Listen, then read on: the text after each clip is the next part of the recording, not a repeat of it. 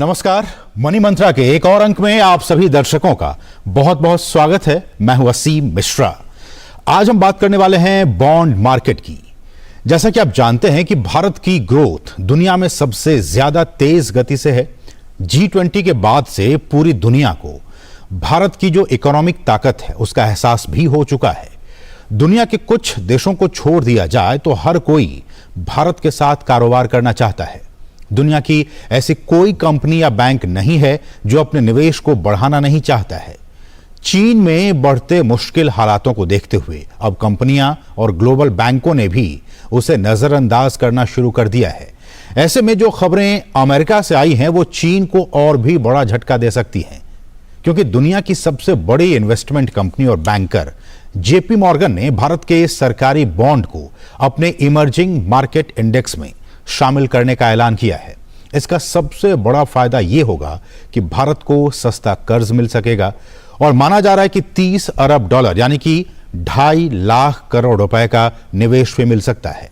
तो आज के इस अंक में हम बॉन्ड मार्केट, जेपी मॉर्गन के ऐलान के बाद इसका जो भारतीय शेयर बाजार पर प्रभाव है उसके बारे में, निवेश और भारतीय अर्थव्यवस्था पर इसके असर के बारे में विस्तार से करेंगे चर्चा। और इस चर्चा में हमारे साथ एक बहुत ही खास मेहमान इस वक्त जुड़ चुके हैं। हमारे साथ है वेद जैन जी, जो कि टेक एक्सपर्ट हैं, साथ ही साथ वो पूर्व अध्यक्ष भी रह चुके हैं ICAI के। वेद सर, आपका बहुत बहुत स्वागत हमारे इस खास कार्यक्रम में।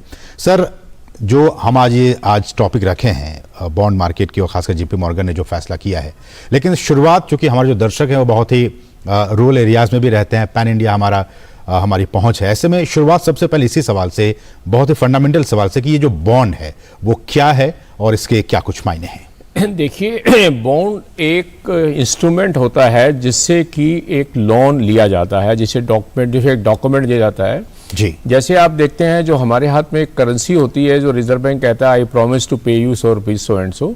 इसी तरह से एक बॉन्ड डॉक्यूमेंट होता है जो भी व्यक्ति, जो भी पर्सन, जो भी सरकार लेती है तो उसके ऊपर लिख देती है अंडरटेक कि मैं इतने पैसे, इतने रुपए, इतने इस रेट ऑफ इंटरेस्ट से ऐसे मैच्योरिटी होगी, वो लिखकर उसे देते हैं। That's a bond which is called. Okay. Bond is a document agreement और a document which gives a right to the person जो उसको हाथ में होल्ड किया हुआ, उसको राइट है उससे पैसे लेने का। जैसे आपने देखा होगा कि जब हमारा बजट बनता है तो बजट की एक्सरसाइज में हम लगाते हैं कि हमारा राजस्व कितना आएगा, कर से कितनी आएगी, दूसरी इनकम कितनी आएगी, और सरकार ये भी कहती है कि हम इस साल में बोरिंग कितनी करेंगी।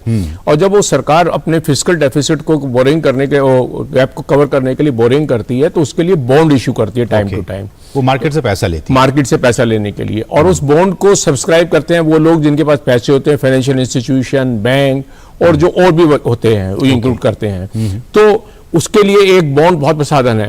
तो अगर आपकी जब ये बॉन्ड इशू करते हैं और उस समय आपके चाहने वाले उस बॉन्ड के ज्यादा लोग हो जाएंगे तो स्वाभाविक है कि जो टर्म्स एंड कंडीशन, जिस शर्तों पे आप पैसा उधार ले रहे हैं वो इजी हो जाएंगी।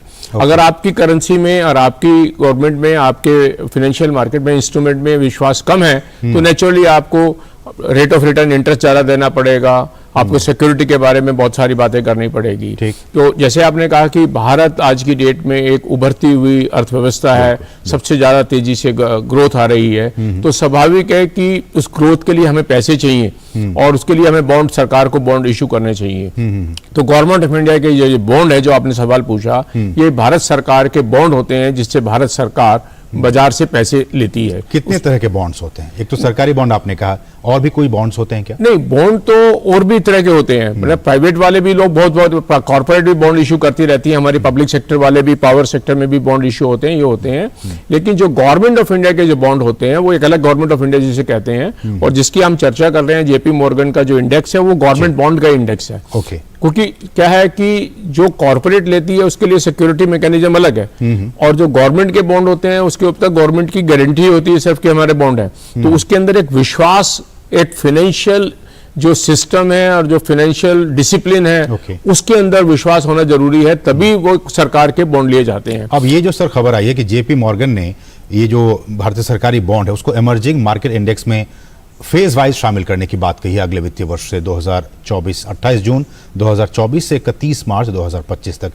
इसके क्या कुछ मायने निकाले जाएं? देखिए, मैं पहले बता दूं कि सिस्टम क्या होता है, कि बहुत सारे, एक इंडेक्स एक पैरामीटर होता है ये बताने के लिए कि किसकी स्ट्रेंथ कैसी है। जैसे इंडेक्स से आइडिया लगता है कि भाई इंडेक्स कहाँ चल रहा है। तो अभी बहुत सारे देशों के बॉन्ड होते हैं मार्केट में, और उन मार्केट के बॉन्ड की कैसे अप्रेजल की जाए, क्योंकि आम निवेशक जिसको पैसे लगाने हैं उसको कोई आइडिया नहीं है कि किस मार्केट बॉन्ड में क्या स्ट्रेंथ है। तो जैसे जेपी मॉर्गन हैं और कुछ और भी हैं, ब्लूमबर्ग जैसे और हैं, वो एक अपना इंडेक्स बनाते हैं और इन्वेस्टमेंट करने की रखते हैं। तो अभी जो जेपी मॉर्गन का जो ये बॉन्ड इंडेक्स है इमर्जिंग मार्केट का, जिसे कहते हैं कि इमर्जिंग मार्केट में जो डेवलपिंग नेशन जो क्या संकेत क्या दे रहा है, इसमें शामिल करने की बात की गई है, इसके क्या मायने? ये संकेत है भारत की अर्थव्यवस्था पे कितना बड़ा कॉन्फिडेंस है कि आप आज की डेट में वो कहते हैं कि हम 10% तक का आपका जो टोटल उनका जो ब्लॉक है, जो लगभग 224 बिलियन डॉलर का बिल का है, उसमें वो चाह रहे हैं कि 10% तक का निवेश भारत के बॉन्ड में किया जा सकता है। तो आप अंदाजा लगाइए कि टोटल 100% में 10% हिस्सा भारत का होगा, और इससे ज्यादा हो नहीं सकता। इंडेक्स में भी मतलब ये टोटल कैप है, सीलिंग है, कैप है, इसके ऊपर नहीं जा सकते। और जो और कंट्री के 3-4 कंट्री हैं उनके भी 10% है, जैसे चाइना का भी इसमें तो 10%। तो इमर्जिंग मार्केट का 10% से ज्यादा है और ये हाईएस्ट होगा। और ये जून 2024 से ऐसे किया कि ओवरनाइट आप 10% के इन्वेस्टमेंट निवेश नहीं कर सकते। तो उन्होंने कहा हर महीने 1% करेंगे, 1% करते चले जाएंगे, विद द रिजल्ट कि मार्च 2025 तक ये 10% का पूरा निवेश हो जाएगा। और जिससे जैसे आपने कहा कि अगर मैं ये मान के चलूं तो लगभग 25 बिलियन डॉलर का लगभग उसका अगर आता है तो लगभग मुझे 2.5 लाख करोड़ या 30 बिलियन डॉलर आता है, तो 2.5 लाख करोड़ रुपए इंडियन बॉन्ड में जो ऑलरेडी वो किया हुआ उसकी एक ट्रेडिंग होकर वो पैसा बाहर वालों का आ जाएगा। ऐसे में कहा जा रहा है कि जो भारत सरकार अगर कर्ज लेना चाहती है फॉरेन मार्केट से, और इस इंडेक्स में शामिल होने के बाद से अब काफी आसानी हो जाएगी और पैसे उसे मिल पाएंगे। देखिए, आसानी तो भारत सरकार को पहले भी थी। यानी कि जो बॉन्ड इशू करते थे वो बॉन्ड सब्सक्राइब होते थे। तो मैं कहूं कि आज की डेट में 100 लोग चाहने वाले थे उस बॉन्ड के जो उसको सब्सक्राइब करते थे।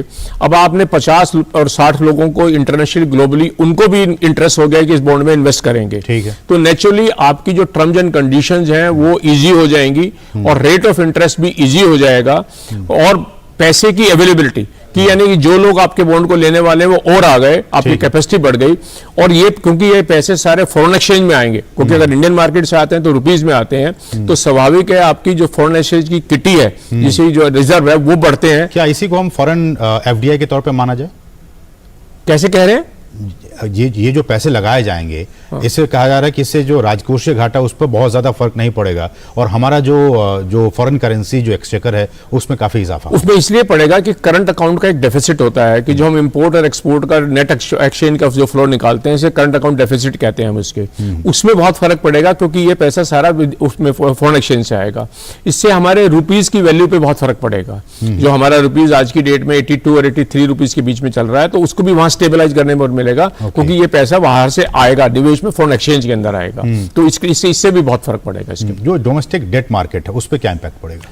देखिए, डोमेस्टिक डेट मार्केट का ये बेनिफिट होगा कि रेट ऑफ इंटरेस्ट ईज हो जाएंगे। तो जो अगर सपोज करिए एक बाजार में पैसा है टोटल समझ के लिए $5 ट्रिलियन, और उस $5 ट्रिलियन में से $2 ट्रिलियन और बीच में आ जाएं, तो नेचुरली जो बोरोवर है जिसको लेना है, इंडस्ट्री को लेना है पैसा, उसका रेट ऑफ इंटरेस्ट कम हो जाएगा।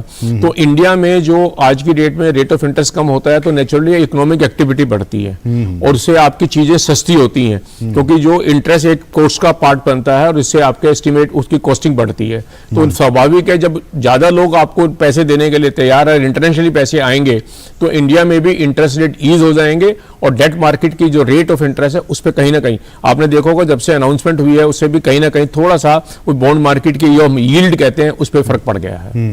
एक सर इसमें एक शब्द आता है कूपन, अगर उसके बारे में बता सके आप।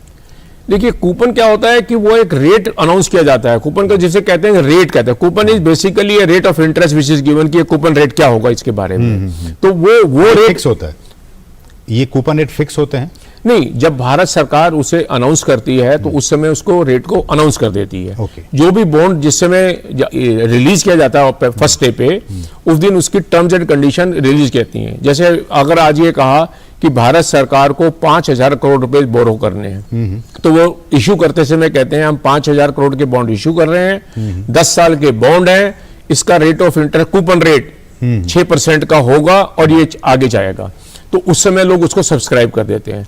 फिर उसके बाद वो डे टू डे ट्रेडिंग में उसका जो रेट बॉन्ड का, सपोज करिए वो 5,000 करोड़ के जो बॉन्ड इशू किए हैं और एक बॉन्ड 1 करोड़ का है और 5,000 बॉन्ड है इसके मार्केट में, और उस समय आपने 6% इंटरेस्ट पे उसको इशू कर दिया है। 2 महीने के बाद मार्केट का इंटरेस्ट रेट 6 से बढ़ के 6.1 हो गया, तो आपका जो बॉन्ड का जो रेट है वो 1,000 से घट के 1 करोड़ से घट के थोड़ा सा कम हो जाएगा। और इंटरेस्ट रेट आपका 5.9 हो गया किसी तरह से, तो आपका कूपन रेट बॉन्ड का जो मार्केट की इंडेक्स है वो बढ़ जाएगा। क्योंकि यही इसका इंक्लूड करने का पर्पज यही है कि इंडियन जो गवर्नमेंट के जो बॉन्ड हैं वो ट्रेडिंग में आ जाएंगे, उसकी परचेज सेल की जा सकती है और उसका रेट जो डेली फ्लक्चुएट करता है। देखिए ये बॉन्ड का जो रेट है, एक तो होता है फेस वैल्यू, फेस वैल्यू आपने उसकी इशू कर दी 1 करोड़ रुपए की, या इजी एग्जांपल के लिए मैं कह दूं 1,000 रुपए का आपने बॉन्ड इशू कर दिया और ये कहा 6% का इंटरेस्ट उसको सालाना मिलेगा। अगर वो एवरीडे डेट में वो रेट बढ़ेगा, अगर वो 6% से अगर इंटरेस्ट रेट मार्केट की एक्सपेक्टेशन 5.9% हो जाएगी, तो नेचुरली स्वाभाविक है आपको 1,000 के ऊपर ज्यादा इंटरेस्ट मिलेगा, तो उसके हिसाब से उसको कह देंगे इमीडिएटली कि 1,010 रुपए का हो गया। तो इससे क्या है कि ट्रेडिंग मिलेगी। ये जो जेपी मॉर्गन का जो मेन बेनिफिट है जिसके अंदर ये इंक्लूड करना है कि इंडियन बॉन्ड जो गवर्नमेंट ऑफ इंडिया के बॉन्ड है वो ट्रेडिंग के इंडेक्स में वहां शामिल हो गए हैं, वो परचेज सेल बढ़ेगी और बाहर वाले निवेशक भी, क्योंकि इन इंडेक्स के ऊपर बहुत सारे निवेशक डिपेंड करते हैं, और भी निवेशक आके इसमें निवेश करेंगे। इसमें सर एक बात ये कही जा रही है कि जो वेटेज है वो 10% का रखा गया है और कहा जा रहा है कि अगले साल से इसमें 1% की और वृद्धि हो सकती है। नहीं, देखिए शुरुआत 2024 से होगी, क्योंकि अभी तो 2024-25 में और सीलिंग लिमिट 10% की होगी और वो मार्च 2025 तक आएगी। क्योंकि जब आप निवेश करना है ओवरनाइट आप 10% का निवेश नहीं करेंगे, आहिस्ता आहिस्ता स्लोली 1% करेंगे। और उसका कारण क्या है कि जो 100% की किट्टी है, और आपको शायद ध्यान हो रशिया को इससे बाहर किया गया है, क्योंकि रशिया जब बाहर हुआ इस बॉन्ड से तो उसमें स्पेस बना है और इंडिया उसमें एंटर कर रहा है आज की डेट में। तो ये बॉन्ड की जो किट्टी है वो किट्टी बनाई जाती है। ऐसे में ये कहा जा रहा है कि इससे जो आने वाले 10 महीनों में कहा जा रहा है कि जब ये लागू हो जाएगा, इंडेक्स उसमें शामिल हो जाएगा, उसके बाद लगभग 24 अरब डॉलर का जो इन्वेस्टमेंट है, जो प्रवाह है पैसे का फ्लो होगा, वो हो पाएगा इंडियन मार्केट में। वो इसलिए कहा जा रहा है कि जेपी मॉर्गन का जो बकेट है इस समय का, वो लगभग 223 बिलियन डॉलर का है इस समय। 223 बिलियन डॉलर 223 बिलियन डॉलर का है। और 10% का अगर उसका अंदाजा लगाया जा रहा है तो वो 22 से लेकर 22 से 24 बिलियन डॉलर का वर्किंग की जा रही है। लेकिन मेरा ऐसा मानना है, ये तो जेपी मॉर्गन का है, अगर एक बड़ा इंस्टीट्यूशन एक भारतीय बॉन्ड में, इंडियन गवर्नमेंट के बॉन्ड में अपना कॉन्फिडेंस दिखा रहा है, तो स्वाभाविक है कि इसके बाहर भी जो लोग हैं जिनको निवेश करने के पैसे ऑप्शंस हैं, वो भी इसमें निवेश करेंगे। तो ये तो कहा जा रहा है डायरेक्ट ही आएगा। इसके अलावा भी ऐसी उम्मीद है कि ये 30 बिलियन डॉलर से भी 30-35 बिलियन से ज्यादा जा सकता है। और मैं आपको ये बता दूं कि जैसे जेपी मॉर्गन है तो 2-3 और भी इंडेक्स है जिसमें, और जिनके बारे में भी चर्चा चल रही है और भारत सरकार उनके टच में है। तो जल्दी भविष्य में ये भी उम्मीद है कि इसी तरह के जेपी मॉर्गन की तरह जो दूसरे इंडेक्स वाले भी हैं, वो भी शायद इसके लिए इसको अपने इंडेक्स में शामिल कर लें। इसका मतलब सर एक कॉमन मैन की लैंग्वेज में समझा जाए, इसका मतलब ये कि अगर इस तरह की चीजें हो रही हैं तो इसका मतलब कि भारत की जो इकोनॉमी है वो लगातार स्टेबल है, सस्टेनेबल है, और इसमें जो निवेशक हैं, भारत जो विदेशी निवेशक हैं, उनका कहीं ना कहीं जो भरोसा है, जो विश्वास है, वो कहीं ना कहीं बढ़ा है बीते साल। नहीं, मैं आपको थोड़ा और ठीक कर दूं, भारत की इकोनॉमी स्टेबल के नहीं, भारत की इकोनॉमी बेस्ट इकोनॉमी है आज की डेट में। देखिए कोविड आने के 2020-22 के बाद, कोविड आने के बाद विश्व में सारी जगह मंदी आने का, विश्व में महंगाई आने का, चाहे वो यूरोप हो चाहे वो अमेरिकन हो, सभी के यहाँ डेवलप बहुत चैलेंज आए हैं। भारत ही एक ऐसा देश रहा है जिसकी इकोनॉमी में 2022 कोविड के बाद पूरी ग्रोथ आई है, महंगाई पे पूरा काबू रखा गया है, और आज की डेट में जिस तरह की हमने प्रोजेक्शन करी है 6% प्लस की हमारी ग्रोथ जो इकोनॉमी की है, वो हाईएस्ट ग्रोथ होगी इकोनॉमी के बारे में। तो आज की डेट में मैं ये कहता हूं कि सवाल ये नहीं है कि भारत में कॉन्फिडेंस बढ़ा है या नहीं बढ़ा है, कि क्या निवेशक ये रिस्क ले सकता है कि वो भारत जैसे कंट्री में इन्वेस्टमेंट नहीं करे, क्योंकि उसके पास सबसे बेस्ट अपॉर्चुनिटी है इंडिया की, क्योंकि stable economy, growing economy, demand creating economy and where सबसे बढ़िया इंफ्रास्ट्रक्चर डेवलप होने जा रहा है, उसके लिए मैं कह रहा हूँ। और जब इस तरह की रिपोर्ट्स आती हैं वर्ल्ड बैंक की तरफ से, IMF की तरफ से, जब वो एक प्रेडिक्ट करते हैं कि आने वाले वर्षों में भारत का ग्रोथ रेट इतना होगा, 6% होगा, 7% होगा, तो ये भी कहने का एक सेंटिमेंट क्रिएट करता है इंटरनेशनल मार्केट में कि जो निवेशक हैं वो यहाँ पे भारत में निवेश कर सकते हैं। नेचुरली देखिए, निवेशक के लिए तो ये सबसे पहली चीज जरूरी है कि वो उस कंट्री में और उस एरिया में और उस फील्ड में पैसे लगाए जिसमें उसे लगता है फ्यूचर और ग्रोथ आएगी। अगर किसी कंट्री में लगता है कि उसकी ग्रोथ नहीं आएगी तो वो नेचुरली निवेशक उसमें निवेश नहीं करेगा। और जब वो फैसला करता है कि दो कंट्री के बीच में चॉइस करनी है तो उसी कंट्री में जाएगा जहां पे ग्रोथ ज्यादा आने की उम्मीद होगी। और जैसे कि हमने इंट्रो में कहा कि चाइना की जो स्थिति है, लगातार वहां पे जो नियम कानून है या फिर पोस्ट कोविड के बाद जो स्थिति है, फाइनेंशियल स्ट्रक्चर वहां पे लगातार लड़खड़ाते जा रहे हैं, वीक होते जा रहे हैं, इसका भी फायदा इन्वेस्टर्स को ये एक संकेत दे रहा है कि आप चाइना छोड़ के इंडिया की तरफ मूव करें। देखिए, ये तो एक बहुत बड़ा आज की डेट में इशू आया हुआ है। बहुत सारी कंपनीज वहां से आ रही हैं। अनस्टेबिलिटी जो चाइना में आ गई है और जो आज की डेट में जियोपॉलिटिकल सिचुएशन चाइना की हो गई है, तो वहां पे रिस्क के अलावा आज की डेट में ग्रोथ के ऊपर भी बहुत सारे सवाल आ गए हैं। तो कोई भी कंट्री आज की डेट में ये नहीं चाहता वो सप्लाई चेन में एक कंट्री पे डिपेंडेंट रहे, पर्टिकुलरली जब जियोपॉलिटिकल सिचुएशन डिस्टर्बिंग हो। तो उस एटमॉस्फेयर को देखते हुए भी आज की डेट में चाइना में निवेश करना अपने आप में भी एक क्वेश्चन मार्क है। लेकिन भारत जैसे देश में जो आज की डेट में जियोपॉलिटिकली बेस्ट ऑफ पोजीशन में प्लेस किया हुआ है आज की डेट में, और जिसके यहाँ स्टेबिलिटी है और पूरी अर्थव्यवस्था पे पूरा आरबीआई का और रेगुलेटर्स का पूरी मॉनिटरिंग है, तो आज की डेट में स्वाभाविक है कि जो भी निवेशक है वो जब ग्रोथ स्टोरी देखता है इंडिया की और जो प्रोजेक्शन देखता है और उसमें रियलिस्टिक पिक्चर नजर आती है, भाई सबसे लार्जेस्ट पॉपुलेशन वाली कंट्री है, सबसे ज्यादा डिमांड आएगी, सबसे ज्यादा यूथ वाले हमारा कंट्री है, एजुकेटेड कंट्री आएगा, तो इसकी डिमांड देखिए कहाँ आने वाली है। मैं अगर दूसरे ढंग से इसको भी कहूं, आज की डेट में पर कैपिटा जीडीपी $2100, $2200, $2200 के करीब आती है। आने वाले समय में ये $4000 होने वाली है, $4000 होने वाली है निकट में। तो जब डबल डिमांड होगी तो नेचुरली ग्रोथ, जिन लोगों के प्रोडक्ट होंगे वो कितनी भारी डिमांड आएगी। बिल्कुल बिल्कुल। तो वो निवेश तो नेचुरली उसी के बेस पे आता है कि आपकी कंट्री ग्रोथ क्या, स्टेबिलिटी क्या, सिक्योरिटी क्या। ऐसे में वेद सर, जो आपकी नजर में वो कौन कौन से फैक्टर्स हैं जो कि इसको इन्फ्लुएंस कर रहे हैं, और जो हमारे पैरामीटर्स हैं कि हम वर्ल्ड मार्केट में अपने आप को एक स्टेबल प्लेयर के तौर पर स्थापित करने की कोशिशों में लगे हुए हैं और उसमें कामयाब भी हो रहे हैं? आपकी नजर में वो कौन कौन से फैक्टर्स हैं? देखिए, सबसे बड़ा फैक्टर होता है स्टेबिलिटी का, कि अगर आपकी इकोनॉमिक पॉलिसी और आपकी पॉलिटिकल सेटअप स्टेबल है तो विश्वास बनता है। जो बात आज आप कह रहे हैं, जो कमिटमेंट कर रहे हैं, वो फुलफिल होगी, एक सबसे बड़ा होता है। सेकंड ये होता है कि आपके रेगुलेटर्स कितने स्ट्रांग हैं। तो जो आज की डेट में रिजर्व बैंक ऑफ इंडिया है, एसएबी है, इरडा है, जितने हमारे रेगुलेटर्स हैं वो पूरे आज की डेट में मार्केट की मॉनिटरिंग करते हैं।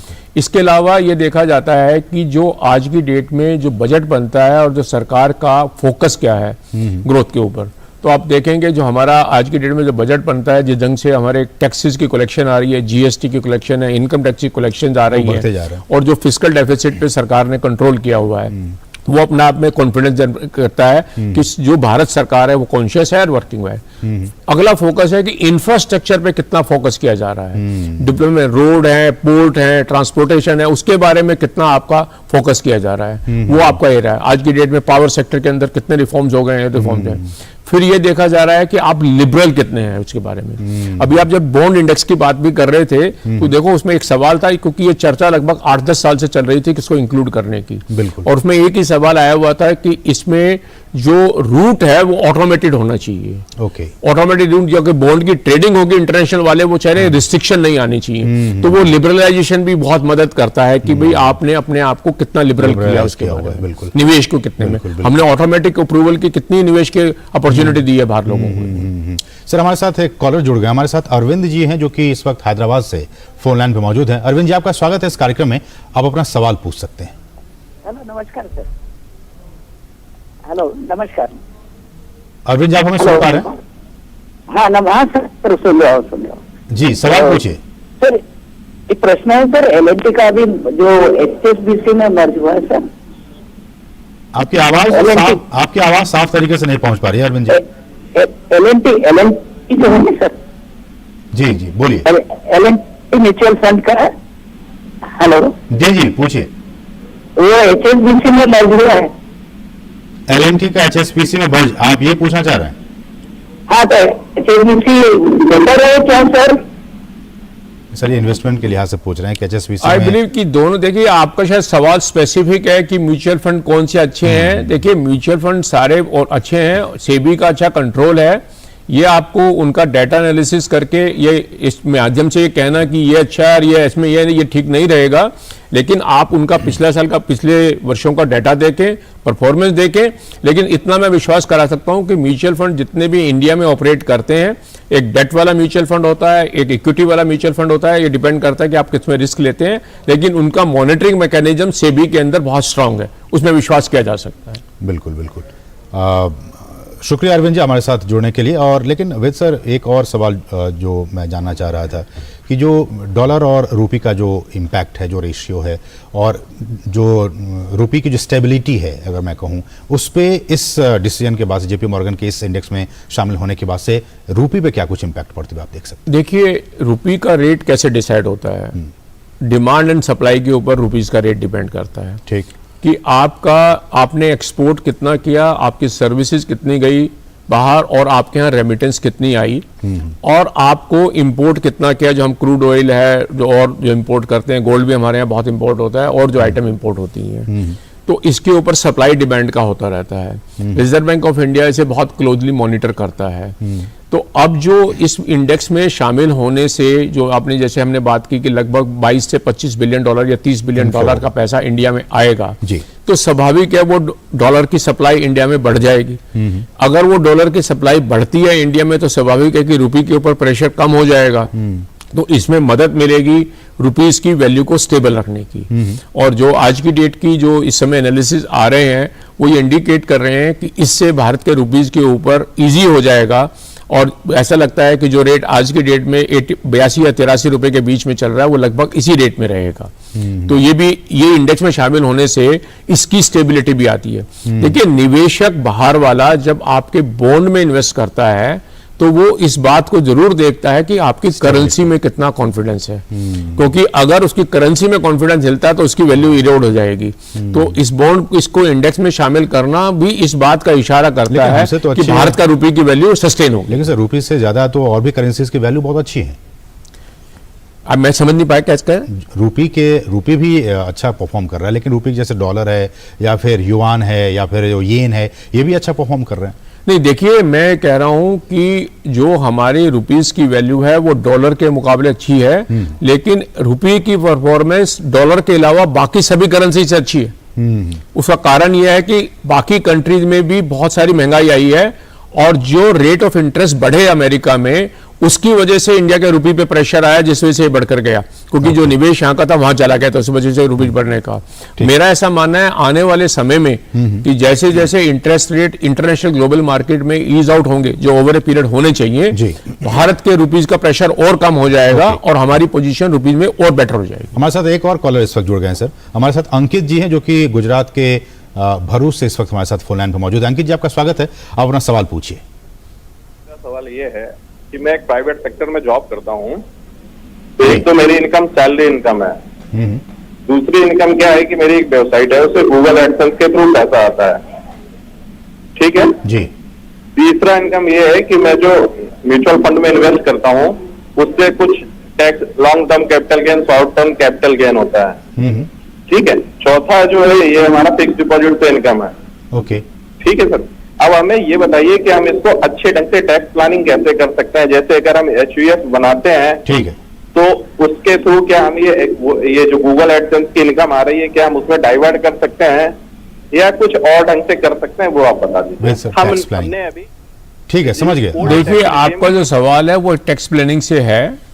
जो फिक्स डिपॉजिट और बैंक के इंटरेस्ट है, उस पर तो simple income from other sources है, सिंपल रेट ऑफ इंटरेस्ट लगता है, और उसके ऊपर टैक्स सिंपल है, जो आपके स्लैब में आएगा 10%, 15%, 20% जिसमें आएगा। जो आप म्यूचुअल फंड में करते हैं, तो आज की डेट में जो डेट वाले म्यूचुअल फंड हैं, वो तो सिर्फ फिक्स डिपॉजिट इंटरेस्ट के उसी कैटेगरी में चले गए हैं, अब उसको कोई एग्जम्पशन नहीं रही है उसके बारे में। लेकिन जो इक्विटी वाले फंड है, उसके लिए वो पीरियड ऑफ होल्डिंग है, 1 साल से ज्यादा का होल्ड करेंगे, वो करेंगे, वो आपको एक टाइम टू टाइम आपको अपनी जो आपकी आय है उसको देखकर आपको एक डिसीजन लेना है। इक्विटी वाले फंड में आज की डेट में भी एग्जम्पशन है और टैक्स रेट कम है। ठीक है, चलिए, बहुत बहुत शुक्रिया। इतना ही आज इस कार्यक्रम में समय हुए सर, आप हमारे साथ जुड़े और इस बहुत ही महत्वपूर्ण विषय पर अपनी बातें रखी। बहुत बहुत शुक्रिया आपका हमारे साथ जुड़ने के लिए। तो इसके साथ ही मनी मंत्रा के आज के इस